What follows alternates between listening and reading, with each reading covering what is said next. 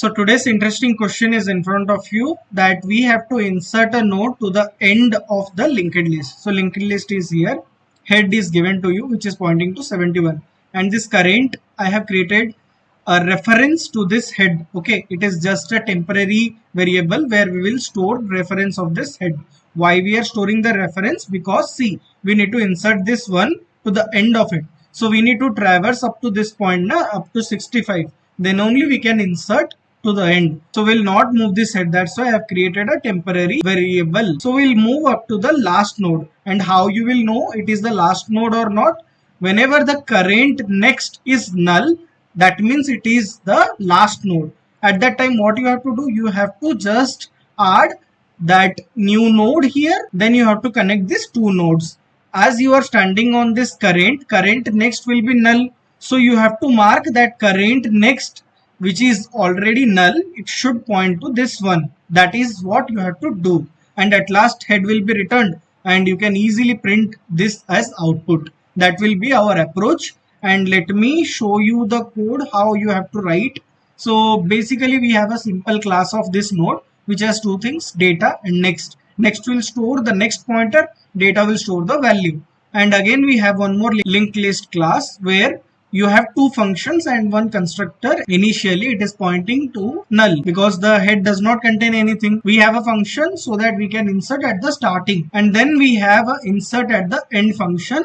What it does basically, it first create the node. As we have to do insertion, it will create a node and then it checks if the head is already null. Means there may be the case when the head is already null, means there is no element present in the linked list. At that time we are making the head as the new node and returning. If that is not the case, we have some of the node, then only what we have to do, we have to traverse. So the complete traversal will take big O of n because we are traversing each and every node. Okay, so time complexity is big O of n. If anybody is asking, you can answer. And then after moving to the last node, what we are doing, we are connecting both the nodes by current.next equals to new node, because initially current.next will be null as it is the last node. So we are just connecting that and we are done. Okay, and this is a simple function for traversal which I have written, and here I am creating a linked list and then I am adding insert at the start function. I am calling to add 10, 20 and 30, and then I am trying to insert at the end, that is 40. So let me show you by running it.